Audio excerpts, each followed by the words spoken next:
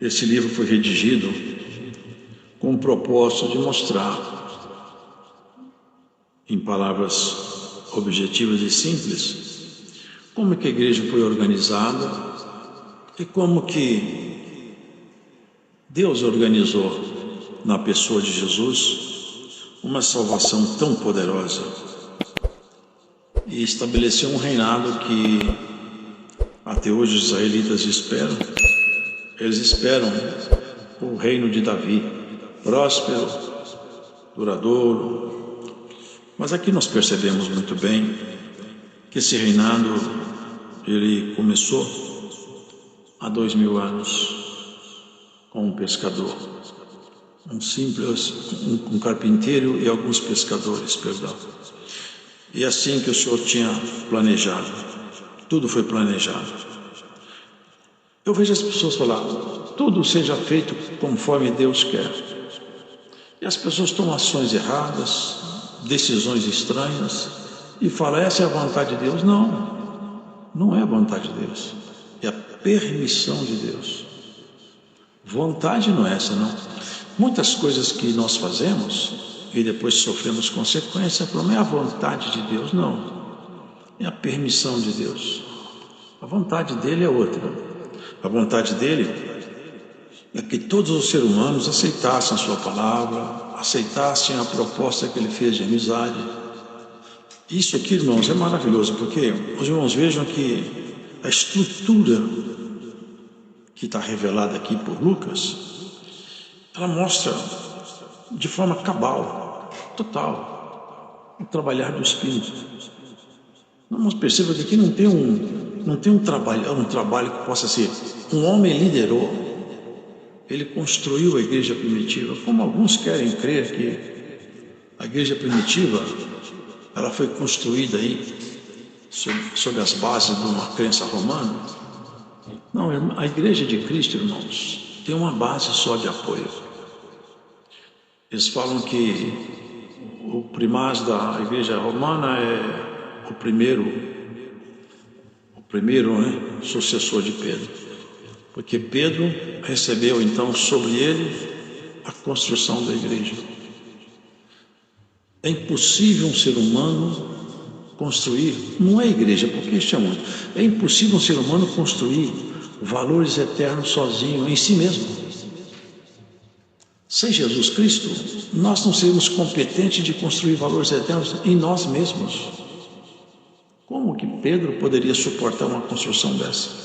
Mas ele foi um homem magnífico. Mas vocês vão ver a diferença, como que a organização da igreja foi.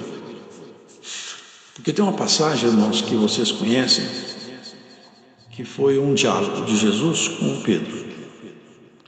Jesus perguntou aos seus discípulos, não sei que vocês conhecem, só para relembrar, quem dizem os homens que eu sou? Então cada um por sua vez dizia, uns falam que o Senhor é um profeta, outros falam que é o próprio Isaías que está aí.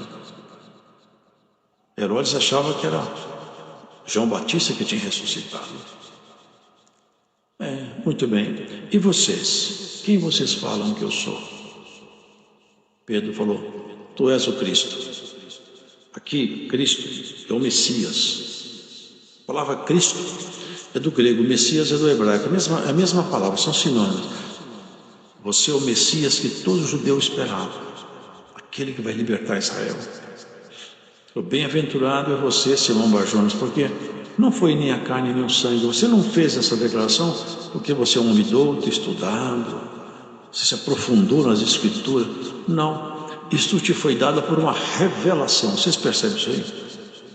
O Espírito de Deus ministrando no homem conhecimento. Isso aqui, irmãos, é uma coisa que sempre nós temos que notar em nós. Enquanto o Espírito de Deus ministrar em nós, seja o que for, sempre bom. Todo ministrar do Espírito Santo é muito bom. Se ele ministrar conhecimento, virtude, dom, qualquer virtude de Deus ministrada pelo Espírito Santo nos faz melhor. É isso que aconteceu com Pedro. Só que em seguida, já a fraqueza de Pedro se mostrou. O inimigo falou em Pedro com muita propriedade, tentando dissuadir Jesus Cristo de seguir até na direção da cruz. Já o Senhor não falou mais para Pedro: para trás de mim, Satanás, que só me serve de escândalo. Você não entende as coisas de Deus. Ali ficou bem claro. O Senhor falou com ele assim: Pedro, tu és Pedro. Porque ele tinha falado para ele: tu és Cristo. Ele falou: eu sou Cristo e tu és Pedro. Agora, ele é a pedra de ângulo que estava profetizado, pedra de apoio, a pedra de construção. Está escrito: a pedra que os edificadores rejeitaram foi colocada por cabeça, por base, por suporte. Então o que ele disse? Tu és Pedro, e sobre esta pedra que você acaba de revelar pelo Espírito de meu Pai, eu vou construir minha igreja. Então, irmãos, toda a estrutura da igreja deve permanecer assim até o fim. Essa igreja precisa sempre de ser estruturada com o Espírito de Deus. O Senhor me traz avante uma explicação para nós poder entender a palavra. Vocês já observaram que tinha um detalhe numa festa? E esse detalhe tem muito a ver com isso aqui. Na festa judaica são 3 grandes festas judaicas, que eles têm mais, ao todo eles têm mais, acho, se não me engano, são 7, mas tem 3 primárias. Então uma delas é a festa de Pentecostes, a outra a festa de Páscoa. Então veja, a festa de Páscoa era um cordeiro que era servido, mas com uma observação, com um senão: esse cordeiro não podia ter nenhuma mancha e não poderia ter nenhum dos seus ossos quebrados. Agora eu pergunto para vocês: qual o problema de quebrar um osso de um cordeiro? Eu já vou matar mesmo. Que diferença faz se eu assar um cordeiro com a perna quebrada ou com a perna inteira? Aí que vem as questões espirituais, a estrutura da igreja. Nenhum dos seus ossos pode ser quebrado. Vocês lembram na cruz, onde Jesus estava lá? Vieram os soldados, porque eles não queriam que os corpos ficassem lá suspensos no sábado, para não contaminar aquele dia. Então eles falaram: quebra a perna dos presos, porque o preso, irmãos, o crucificado, quando ele é crucificado, é uma coisa horrível. Eu li sobre o sofrimento de um homem crucificado, um livro de um médico. Eu era moço, eu li. É de dar ânsias de vômito na gente. Eles são rasgados nas enervações, e é um sofrimento muito forte, irmãos. Rompe-se os nervos. Só que ele precisa de respirar, porque a cruz, ele começa a não conseguir respirar, o pulmão não abre. Sabe o que ele tem que fazer para respirar? Ele se apoia em cima dos cravos, que é um pé em cima do outro, um cravo, travamos. Ele tem que se apoiar em cima do pé, aquela dor do cravo enterrando nos ossos. Ele fica de pé, respira e cai em cima do pé outra vez. É uma coisa diabólica. Ninguém podia ter inventado uma morte mais terrível do que a morte de cruz, irmãos. A morte de cruz. Então eles estavam lá. Então o que eles fariam? Se quebrar a perna do crucificado, ele morre logo, porque ele não vai conseguir levantar-se para respirar. Morre por asfixia, com dor, horrível, mas morre logo. Quebraram a perna de um, quebraram a perna do outro, fugiram da lógica que seria a sequência quebrar um após o outro, quebraram de uma ponta, quebraram da outra ponta. Mas quando chegou até Jesus, falaram: não precisa de quebrar a perna dele, ele já morreu. Seus ossos não foram quebrados. Jesus não teve seus ossos quebrados. Aqueles cordeiros não tinham os ossos quebrados. Então vem aqui, nós entendermos isso aqui. A igreja é o corpo de Jesus. Você pode observar, se tirar os ossos do nosso corpo, se você ficar sem nenhum osso, você vira um saco informe. Nós viramos, sabe o quê? É como se pegasse um saco, juntasse um monte de coisa lá dentro e deixasse ele cair. Nós não teríamos forma. Da forma do nosso rosto, nosso corpo, são os ossos. Sem osso nós não temos forma. É a figura. Não é que Deus estava preocupado com o osso de um cordeiro, nem propriamente o osso de Jesus, enquanto filho de Maria, mas ali tem a figura. Essa igreja, ela tem que manter a forma. E o que dá forma nessa igreja não é o osso, é o Espírito de Deus. Sem o Espírito de Deus nós perdemos a forma. Vocês entendem isso aqui? Nós não temos forma de corpo de Cristo. É igual estão os seres humanos em fora. Eles perderam a forma de filhos de Deus. Vivem uma vida profana, faz tudo que vem na mente. Nós já conversamos aqui em cultos de irmão passado. O que o ser humano está fazendo hoje? Eles perderam a forma. Eles não têm forma de filho de Deus, do corpo de Deus. A primeira coisa básica é sentimento. Eu prestei atenção no que o irmão contou aqui do filho dele. Eu achei muito bonito, embora que seja triste. Vocês percebem, o menino dele era doente, estava cheio de problemas de saúde, mas é meu filhinho. É pesado, mas é meu filhinho, carrega. Sabe o que faz um homem agir assim? É o amor de Deus dentro do coração dele. O amor, irmãos, é o sentimento mais poderoso que existe. Se nós temos uma coisa que o nosso inimigo, ele não sabe o que é. Ele pode conhecer muitas coisas, ele conhece, mas o amor ele não conhece. É uma esfera de sentimento que ele não gravita nela. Ele não sabe o que é isso aí. E tem muitas pessoas que agora vivem o mundo e cada vez mais distante de tudo, não querem. Aqui nós vemos a organização da igreja. Vocês perceberam como que essa igreja começa a ser organizada? Não foi por acaso que Lucas escreveu isso aqui. Porque essa igreja, a estrutura dela não pode mexer. Nós não podemos nos tornar um clube religioso. Nós temos que continuar sendo o corpo sacerdotal de Jesus. Em qualquer um de nós, bom seria que a qualquer momento que o Senhor quisesse manifestar alguma coisa, livremente Ele comunicaria conosco. Ainda que a gente não permita isso pela nossa conduta. Nós não permitimos. Nossa conduta não permite, mas se nós tivéssemos uma conduta dentro do que Ele propõe, irmãos, o reino dele, porque estão esperando o reino. Eu vejo continuamente, me passam notícia do que estão fazendo em Israel para construir um templo. Eu vi um grupo de pesquisadores chegando à conclusão que agora eles podem construir o templo, porque o templo, segundo uma medição que eles fizeram lá, buscando referendo no livro de Ezequiel e Zacarias, o templo realmente não é onde eles falam que está lá.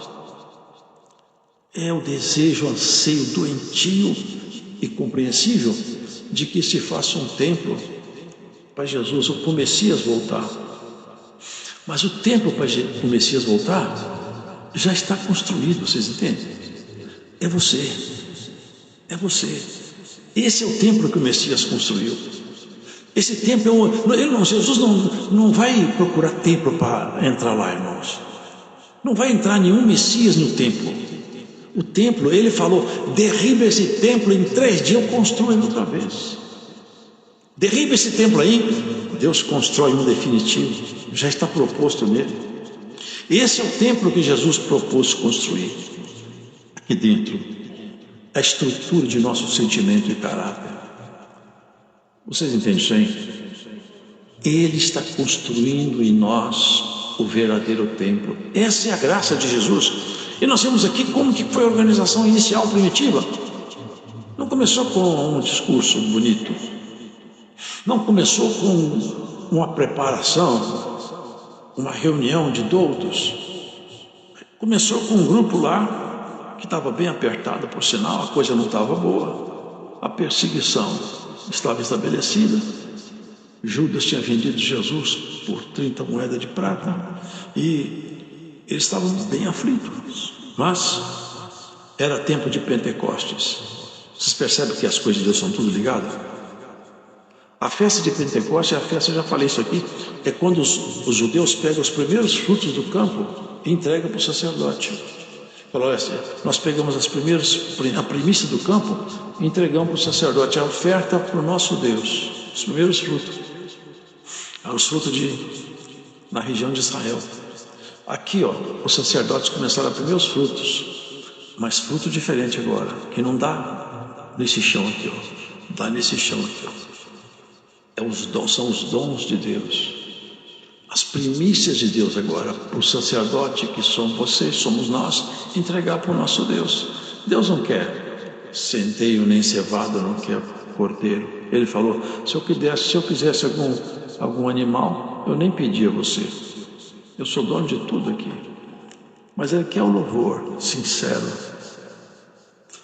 Tem pessoas que ficam falando para a igreja, dá glória. Eu não faço isso. Sabe por quê? Glória é uma coisa que só tem valor para Deus quando a pessoa sente nela o desejo de dar glória. Eu não peço ninguém para dar glória. Quando a pessoa sente dentro dela, ela fala, glórias a Deus. Por quê? Eu reconheço nele a minha maior bênção, minha melhor porção. É isso aqui, é o ministrar de Deus. Cumprindo-se o dia de Pentecostes, estavam todos reunidos. Aí começa o Pentecostes segundo a visão espiritual, assim como a Páscoa. Jesus é a Páscoa. João falou, eis o Cordeiro de Deus. Até hoje vocês estavam preparando o Cordeiro, a partir de hoje cessem, não prepare mais. O verdadeiro Cordeiro chegou. Então é assim, irmãos, Deus não quer nada que seja uma oferta mecânica, material, Ele quer o nosso coração. E Deus, para mostrar, é como se fosse aqui, ó. Todo mundo é sentado, ele estava sentado, reunido. É como se soprasse um vento. E começou a soprar um vento forte, eles escutaram um barulho. Aqui fala um vento veemente, impetuoso, e encheu toda a casa em que estavam sentados. Então, o vento não era vento, mas era um som. E eles escutaram o som. De repente, irmãos, viram línguas de fogo, descia do céu, labaredas de fogo, e repartiam e pousavam na cabeça de cada um.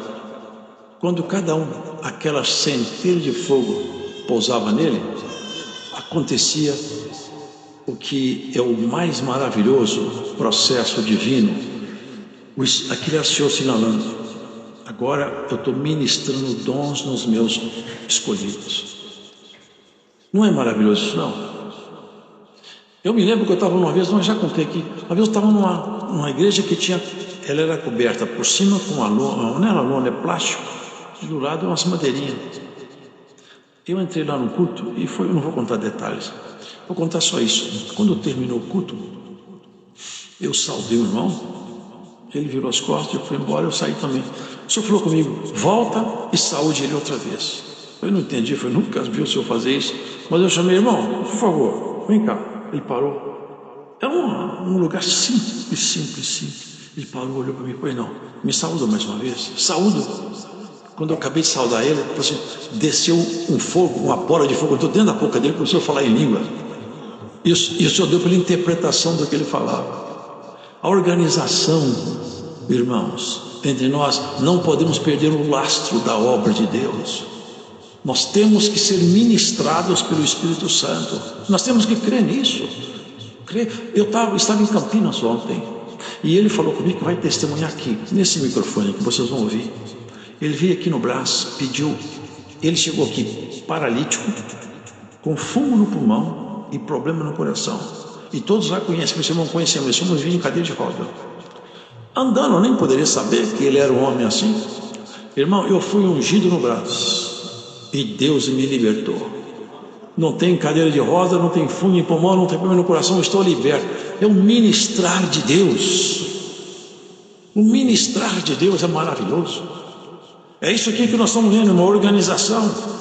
Receberam o Espírito Santo, foram cheios do Espírito Santo. Sabe o que é cheio do Espírito Santo? Aqui nós somos vazios, mas à medida que o Espírito Santo vai chegando em nós vamos realmente sendo cheios de peso, de valor, de conteúdo, de obra, de postura, de firmeza. Você entrou aqui vazio hoje, vazio? Por essa palavra, Deus pode encher você do Espírito dele, basta você querer. Deus não te põe nada à força, mas não está descendo língua de fogo, mas está correndo aqui a palavra de Deus. Mas se você aceita, Ele põe em você uma porção maior do Espírito dele. E você tendo uma porção maior do Espírito Santo, você é mais feliz. É um homem mais feliz. Você entende melhor a vida, entende melhor as coisas. Quando o Espírito Santo manifesta em nós, nós entendemos aquilo que até então não entendíamos. A nossa mente abre. Nós passamos a compreender coisas que a nossa intelectualidade, a nossa razão humana não é capaz, não é competente. Deus desvenda segredos. Ele quebra paradigma. Ele abre portas, Ele fecha portas. É o Espírito Santo ministrando. Ali estavam, enquanto eu li aqui, eu contei que eu acho que foi umas 17 nações que eu contei aqui. gente de todas as línguas, vendo os galileus falando. Tinha mais ou menos que eu contei de 15 a 17 idiomas distintos. E fluía o idioma aqui. Como que pode isso? Eu já vi, e já vi esse questionamento. Uma pessoa fala um idioma fluente, sem sotaque. É tão difícil falar um idioma novo, tão difícil. E de repente, assim, num piscar de olhos, a pessoa domina com fluência um idioma. Que coisa maravilhosa, não é, irmão? E não é só isso. O ministério do Senhor são muitos dons, muitos dons. Dom de cura. Eu não vou falar não, mas estava sentado aqui um dia, disse um amigo, que é um ancião, Deus tem dado para ele dom de cura. Aonde ele vai, ele ora, só levanta. Ele está doente. Ele não cura ele mesmo, cura os outros. Eu tinha um amigo que era assim. Ele tinha um dom. Minha filha, não sei, ela falou que vinha aqui, não sei se ela está indo. Ela tinha um problema que o nosso currículo era para o hospital. Esse irmão um dia estava na minha casa, me visitando. Ele olhou para ela e falou assim, vem cá, pôs nela a mão. Irmão, Luiz, você não vai lembrar, mas quando você lembrar da doença da sua filha, ela já terá ido embora, nunca mais vai voltar. E de fato, quando nós lembramos, ela já estava curada. Ele tinha uma diabetes pesada, ele falou assim, irmão, eu ponho a mão, Deus me usou para curar os outros, eu ponho a mão na minha cabeça, não acontece nada, eu ponho a mão na cabeça dos outros, acontece. É que o dom é para os outros, não é para a pessoa. É o corpo sacerdotal sendo trabalhado. Vocês acreditam que Deus continua ministrando dons, fazendo milagre? Vocês acham que Deus anda distraído? Vai vir aqui esse irmão aqui, que foi aqui no braço, aqui. Um dos irmãos anciãos aqui do braço, que ungiu ele. Não fui eu não, viu? Não fui eu que ungi, não. Você sabe o que é isso? É o operar do Espírito de Deus. É coisa maravilhosa, não é, irmão? Coisa maravilhosa. E todos se maravilhavam. O que quer dizer isso? Mas é bonito. Alguém levanta lá. Vocês já perceberam isso? Como que as pessoas interpretam Deus, Jesus e a gente? Um levantou lá. Esses homens estão cheios de mosto. Sabe o que é mosto? É o primeiro vinho fermentado, aquele vinho com a primeira fermentação, vinho forte. Esses homens estão cheios de mosto. Sabe, esses homens estão embriagados, beberam muito. 9 horas da manhã, estão falando sempre porque estão bêbados. Pedro levantou, em pé, ficou diante deles. Varões e irmãos, seja para vocês notório uma coisa, escutarem minhas palavras. Esses homens não estão embriagados como vocês estão pensando. Sendo a 3ª hora do dia. O dia começa a contar a partir das 6 da manhã. Então aqui no caso era 9 horas. Mas isso é que foi dito pelo profeta Joel. Olha como é que a palavra de Deus é perfeita e como ela não tem costura. Joel profetizou. Olha o que nos últimos dias acontecerá, diz Deus, que do meu espírito derramarei sobre toda a carne, e os vossos filhos e as vossas filhas profetizarão, os vossos mancebos terão visões, os vossos velhos sonharão sonhos. E também do meu espírito derramarei sobre os meus servos e as minhas servas naqueles dias, e profetizarão. Portanto, irmãos, era cumprimento de uma profecia antiga. E tem profecia nova, porque ele falou, quando eu derramar o meu espírito sobre alguém, em cada um, Deus ministra um dom diferente. Um é visão, outro é paciência, outro é conselho, outro é profecia, outro é língua, outro é interpretação de língua.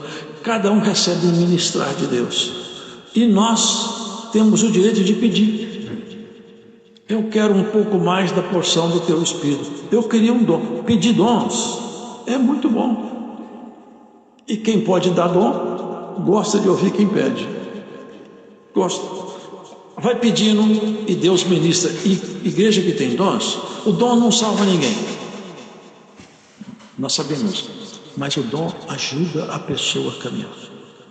Ajuda a pessoa a caminhar. Se não tivesse dom nenhum, nós estávamos num deserto, irmãos. Mas como tem um dom, ajuda a gente a caminhar. Ajuda, melhora, diminui nosso sofrimento. Não é maravilhoso quando você entra na igreja e Deus fala exatamente aquilo que você esperava. Olha, hoje veio para mim uma resposta. Era isso que eu precisava hoje. Não é que veio aqui. Aqui não é um centro de adivinhação, não. Aqui é um lugar de exposição da palavra. Mas como nós cremos nos dons, os dons ainda continuam conosco. Quem não crê fica sem. Aqui nós cremos. Tem uns irmãos que Deus sempre ministra para ele alguma revelação, uma profecia, tem outros que é ciência, tem outros que é conselho, e assim a igreja é rica. Em cada lugar que você vai congregar, você tem um tipo de riqueza para você pegar. Mas o importante é nós crermos. Eu preciso de ser ministrado pelo Espírito Santo. Eu quero alguma coisa tua. É sempre esse querer que Deus quer encontrar em nós, irmão. É isso que nós vimos aqui, maravilhoso, né, irmãos? Olha aqui. O sol se converterá em trevas. Estava a profecia aqui. Um dia me perguntaram, por que colocaram a coroa de espinho na cabeça de Jesus? Porque a coroa de ouro se põe na cabeça dos reis desse mundo. Ele era rei, mas não é desse mundo. Ele falou, o meu reino não é daqui. E como o reino dele não é daqui, enterraram na cabeça dele uma coroa. Aqueles espinhos, irmãos, ele deixa uma dor lancinante, eles rasgam o crânio. Enterraram na cabeça dele uma coroa de espinhos. Ainda teve uma ocasião que bateram com uma cana em cima da cabeça dele. É a coroa dele. Para ser rei nosso, ele tinha que passar esse coroamento aí, com angústia e com dor. Mas a coroa que ele vai pôr na sua cabeça é coroa real. Nele foi de espinho, no seu vai ser de glória. Aqui, irmãos, quando ele estava na cruz clamando, e quando ele bradou pela última vez, você sabe bem isso. Pai, em tua mão entrego o meu espírito. E tombou a cabeça. Aconteceu ali uma coisa que marcou a história. O céu escureceu. Nuvens densas cobriram o céu. O sol começou a ventar forte. Relâmpagos, trovões. E aqui cumpriu-se a palavra. Naqueles dias, o sol se converterá em trevas. Antes de chegar o dia glorioso, Senhor, aquele dia se tornou em trevas. Aquele dia foi treva porque a luz que estava no mundo foi apagada por um pouco de tempo, para voltar a brilhar para sempre, na onde ele encontra um desejo de ouvir a sua palavra. Que haja o brilhar do Espírito de Deus no seu coração, na sua mente. Aquele dia a luz apagou, mas ela foi acesa. E aqui nós vemos, irmãos, a labareda de fogo descendo e o Espírito de Deus ministrando. Tentaram apagar uma lâmpada, o Senhor acendeu milhões de lâmpadas. E você é uma das lâmpadas que ele acendeu. Glória a Deus, não é, irmão? Quantas lâmpadas queimadas tentando iluminar as estradas dos homens. Quantas lâmpadas queimadas querendo ensinar o caminho da eternidade. E você é uma lâmpada que Deus acendeu. Ninguém vai te queimar. Ele não vai queimar, não vai permitir que você seja apagado. Ele falou que nunca vai apagar o pavio que fumega, nem quebrar cana trilhada.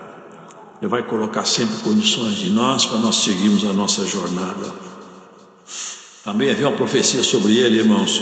Não deixará, não permitirá que o seu santo veja a corrupção.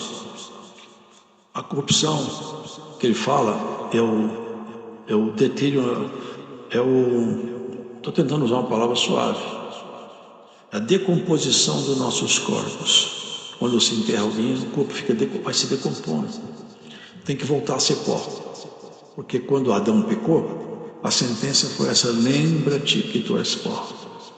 Você não é um grande personagem para desafiar a minha autoridade. Eu te falei para não comer da árvore do bem e do mal, você comeu. Você não tem poder para me desafiar. Você vai voltar para o pó. Mas todos os homens que morreram voltaram para o pó. Mas Jesus não. Ele morreu e nenhuma bactéria conseguiu entrar em ação no corpo dele. Ele estava bloqueado, blindado, por causa da santidade intocável. Se nós não tivéssemos nenhum pecado, se nós fosse capaz de amar como Jesus amou, quer saber uma coisa? Nós não ficávamos nem velhos, nem doentes. Mas esse dia vai chegar. Nós vamos ter um corpo renovado de glória e nós vamos ficar nem velho, nem doente. Uma coisa é certa. Ali, onde estava Jesus quando morreu, o corpo estava lá. E ele estava onde sempre esteve, em todos os lugares. O Deus chamado Deus Filho não estava cativo em Jesus, estava manifesto em Jesus, estava nele, mas ele é Deus. Ele falou assim: aquele ex-ladrão, ainda hoje você vai estar comigo. Um dia fala comigo, como que Jesus pode ter levado ele para o céu se Jesus estava na sepultura? Bom, o filho de Maria estava na sepultura mesmo, mas o Deus que conversou com ele é Senhor de tudo, não ficou no Hades, nem fica em lugar nenhum. E a alma dele não foi para o Hades e nem a sua vai. Guarda isso aqui, o que vai para o pó, o que vai dormir é o seu corpo. O seu corpo. Porque a sua porção eterna já está com o carimbo do rei. Você já é propriedade de Deus. É coisa, não dá para entrar muito nesse assunto aqui, até porque a hora passou, mas nós somos de Deus, as marcas de Deus estão em nós. Se tirasse de nós hoje esses exames tão complexos, né? Vê até as veias, todas as veias do corpo, impressionante, vê tudo. Mas tirasse um desses exames aí, um escão profundo aí, tirasse a sua natureza humana e achar em você as marcas de Jesus. As marcas no sofrimento, tem marca que está no coração da gente, nas provas, na doença, no desemprego, no desprezo, nas provações. E tem outras, irmãos, que estão profundas em nós pelo convívio. Sabe o que Paulo falou? Ninguém me incomode mais. Eu trago em mim as marcas de Cristo, de convívio, de fé e de sofrimento, de chicote, de pedrada, de jejum, de vigília. Você tem a marca de Cristo? Glória a Deus. Cristo te marcou, irmão. Você acha que ele foi? Olha, irmão, só está me trazendo um assunto aqui. Eu já encerrava. Se tem alguém aqui que você secretamente, você não anda falando isso, mas é uma coisa entre você e Deus. O Senhor está me revelando aqui, eu vou pregar. Você tem uma coisa com Deus. Você acha que Deus apertou a mão mais do que precisava em você. É um sentimento seu. Você não fez um desafio a Deus, mas no seu coração você acha, Deus não precisava de ter feito isso comigo. Acho que ele apertou muito, não precisava de fazer isso comigo. Sabe de uma coisa? Você tem as marcas do Senhor. Não te entristeças, o Senhor não está errando. Tudo vai ser, todas as coisas concorrem juntamente para o bem daqueles que amam a Deus. Todo o seu gemido, todo o seu ai, tudo que você passa e passou, vai estar e será contribuição definitiva para a sua formação definitiva também. Quando a pessoa entra numa universidade, ele tem que ficar estudando, e se não passar na disciplina, tem que fazer outra vez. Mas tem que fazer, ele tem um chamado currículo mínimo. Ele tem o número de disciplinas que ele tem que cumprir. Se não cumprir o currículo mínimo, ele não recebe a posse na mão do reitor. Você não cumpriu o currículo. Você tem uma grade curricular, você tem que cumprir. Aqui nós temos uma grade curricular, mas não é com disciplina ministrada do professor, não. É o Senhor que vai estabelecendo o que cada um de nós tem que passar. Então ele vai completando a sua grade curricular. Está faltando uns ais ainda, mas depois dos ais temos glória. Está faltando um gemido, mas depois do gemido tem regozijo. O Senhor tempera, olha, tem gemido seu que vai passar por pouco tempo. E tem alguém que com gemido que só está começando, mas todos vão terminar. O cálice às vezes está amargo. Mas na disciplina, se não fizer disciplina, não forma. Não pede para Deus tirar a sua prova. Faz assim, Senhor, me dá capacidade para vencer essa luta. Eu não quero que o Senhor tire a prova de mim, eu quero vencer. E com essa postura, você vai receber o seu diploma. Você vai ser diplomada na eternidade. Vai ser chamado. Vai ser o dia mais maravilhoso, irmãos. Eu nunca deixo de falar isso, porque para mim isso mexe demais comigo desde que eu não era crente. A pessoa ser chamado diante da eternidade, de toda a estrutura celestial, aquela multidão de anjos que ninguém pode contar, tudo reunido no céu, um corredor, e o Senhor lá na frente chamando pelo nome, como chamam os diplomandos, fulano de tal. Ele passa, vem com uma toga, não é bonito, é uma cerimônia bonita. Você vai chegar lá no meio de toda aquela plenária de seres celestiais. Vem. Bendito é do meu Pai, bendito do meu Pai. Você foi diplomado. A salvação quem te dá é Jesus. Mas ele tem uns requisitos que ele exige que você passe por ele. E não dá para negar. Nós não conquistamos salvação, mas até conquistamos o galardão do Senhor. Vai ser um dia maravilhoso. Chegar diante dessa plenária celestial, nunca antes vista. Irmãos, eu nunca esqueço quando eu vi o céu se abrindo, eu não era crente, que medo que eu tive, porque eu vi que eu ia para o inferno. Mas hoje, se o céu abrir, eu falo, eu não tenho mais medo não. Se o céu abrir, eu quero que o Senhor me chame pelo nome. Você nem sabe o seu nome novo, e ninguém sabe, mas você tem novo, é um nome que você nunca escutou, e o seu Senhor também tem um nome que ninguém nunca pronunciou. Lá você não vai chamar de Jesus, lá você não vai chamar Maria nem Ana Paula, você não vai ser Fabiana nem José, você vai ter um nome novo lá, que ninguém conhece, está escondido com ele. Ao terminar essa batalha, no grande dia do Senhor, aqui está o corpo dele, deixa ele ministrar em você o que ele quer.